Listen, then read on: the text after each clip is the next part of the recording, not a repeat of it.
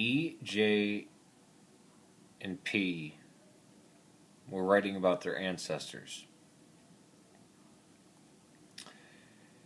They wrote probably around 1,000 mark, around that time.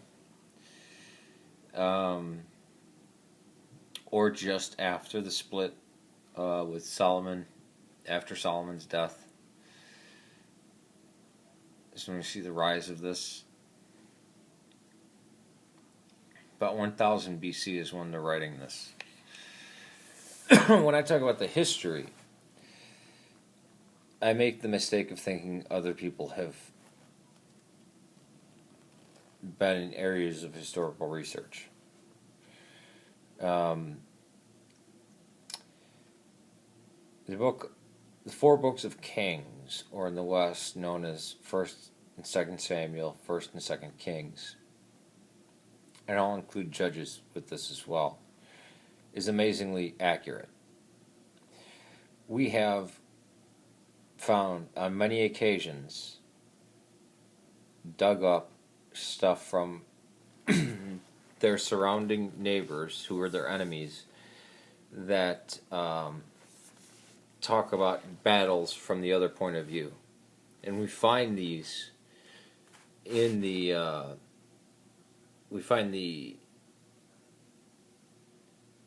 view of Judah, not of northern Israel, but of Judah, in the history books, Judges, 1st, 2nd Samuel, 1st, 2nd Kings.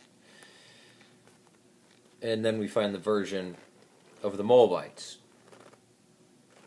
or of another group of people. They'll actually name the kings. They'll, give their propaganda and their side of the story to it. The books of Samuel and Kings were written probably, it's hard to read them and think that they were written any time later. They were written almost as things happened. They didn't know these were going to be religious texts. These were not meant to be religious texts at all. I would suggest a book by Brooke Halpern, King David, Traitor, Messiah. It's a big long title, but type in Brooke Halpern. And it's funny, I didn't know anybody else held that view. That I read the story about King David, and I'm like, he's an evil sociopath. And he actually fights with the Philistines. And Saul, who raised an army from the 12 tribes, gets kicked out because of he sacrificed something, or he didn't kill an Amalekite king. He had somebody else kill the Amalekite king. But yet David comes in with his commander is a Hittite. He's got a mercenary army. He takes power. He sets up. All the Psalms are about Zion. That's where the tabernacle, so that's where the temple was supposed to be. David builds his palace there and is going to start to build the temple on Mount Moriah. Solomon eventually does this. But David does all these evil, wicked acts. And his right-hand man goes around murdering any of the descendants of Saul. Right? And we hear the story about David slaying Goliath, yet we have this little side note, this note in these lists of these, these great men, these 30 great men, and he says, oh, by the way, Elhanan was there, the man who slew Goliath of Gath. That's the kind of stuff that historians love. King David is painted as a good guy, but obviously through his actions, and you see even through what he says, he's heartless. He's like a mafia don. The account of the destruction of Jerusalem by the Babylonians matches perfectly with the archaeological record. Right? There's things that had to be written. I mean, we could tell it had to be written before this date, but after this date, and that's, you know, and this is just talking about the Old Testament. That Judges, 1st, 2nd Samuel, 1st, 2nd Kings, or it depends on which canon you're using. Sometimes it's just called 1st, 2nd, 3rd, and 4th Kings. That's the history I'm talking about.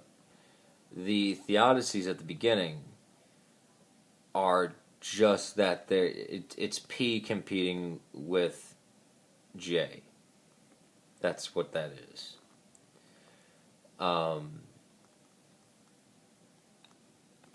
There is later reliable stuff.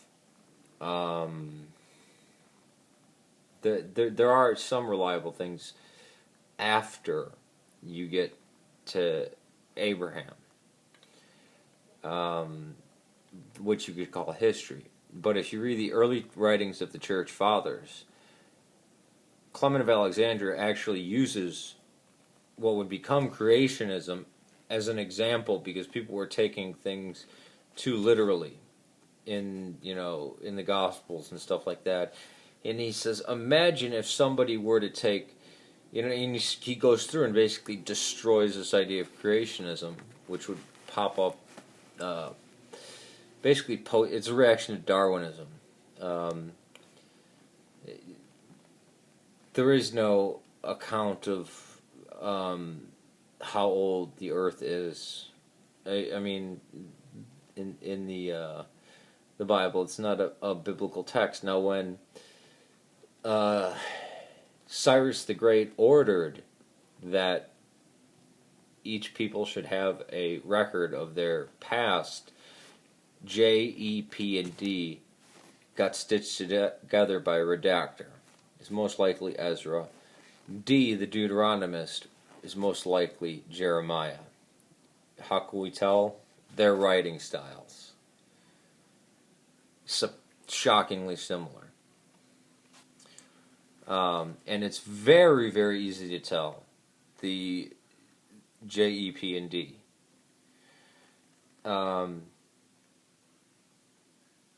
People say this destroys Christianity. That it doesn't. For the fundamentalist Christians, yeah, it blows them out of the water. Again, Christianity didn't start as things being based on books. It was people accepted, we'll take Matthew. We don't like this part or this part, but we'll keep copying it down. But yeah, and that's why the church is always the interpreter of Scripture, never an individual. They had 4 Gospels according to 4 different people. They represented 4 different views. Right? Why did they do that? Because they felt that one wasn't sufficient, that not one of those 4 was sufficient in self. And that, there's still stuff in there that the church says, yeah, we know that's the wackiness of the writer.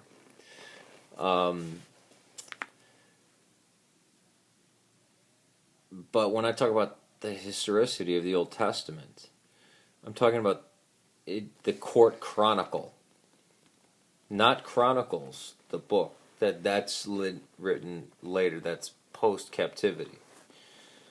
But the chronicle, the actual court chronicle, Judges through 2nd Kings, amazingly reliable, and archaeology backs it up 100% of the way. This is not like Harry Potter mentioning London. The detail is given of a battle, and then we dig up something from the Moabites or the Ammonites, and it describes the same battle. pretty much in the same way, except, well, we did a tactical retreat. I mean, they didn't use that language, but stuff like that, and they still kept the land, but we managed to slaughter their greatest fighters or whatever. Whereas in the Bible, they won. In the Bible, when they lose, this is, the Moabites. Oh, Chemosh and Hadad have given us this. The description of the temples, the Philistine temples, where Samson, suppose pushes the pillars in. In Ashkelon, they actually found a Philistine Dagon temple, and the pillars, these weren't these giant pillars. It was this, the layout. You can see the layout, and a man could, standing on our side, if he knocked those pillars down, the roof would come down and kill everyone in there. Now the Philistines got wiped out when the Babylonians came in. Right? But their culture had already changed before that. So, I mean, people were saying the Hittites disprove the Bible. Because where are the Hittites? The Hittites don't exist, and in the Bible it mentions the Hittites.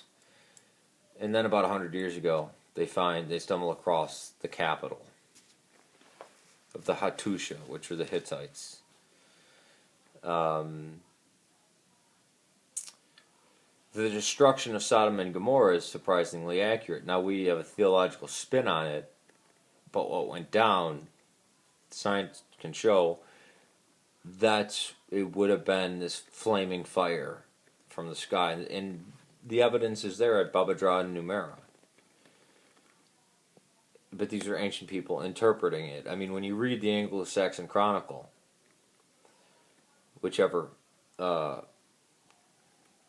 manuscript of it you have, do you say, well, because they believed in a god, that meant this is going to be a religious text, and they weren't actually writing about the kings and the events of England? You have to realize many of the works that made it into the Bible were never intended to be religious works. They weren't written as scripture. And they weren't written to evangelize anybody. These were chronicles. These were court records, like the Anglo-Saxon. If somebody starts a religion around the Anglo-Saxon Chronicle, or claims it to be a holy book, would you then deny the events that get recorded and say, oh, it's because it's religious, it's biased? Well, people who believed in God wrote it, but atheism really has been around as a viable option for, less than 200 years? I don't know, it's from, around the time of the Enlightenment, let's say 300 years or 400, whatever. But even then, you're going to get, accounts that had happened at the time of the 1600s. They talk about God. The explosion of Krakatoa. An eyewitness mentions, this is the wrath of God and blah, blah. Is he no longer credible? That's the thing that irritates me about, this Zillah character, is that they run to the theodicy at the beginning, which I explicitly said, yes, this is P trying to counter EJ. Again, study what you're trying to debate about when you're debating somebody who's a researcher and historian. Because I wind up pissing off the Christians and the atheists. It's a pretty hard thing to do, but when you actually are honest about these things, you do piss off both camps.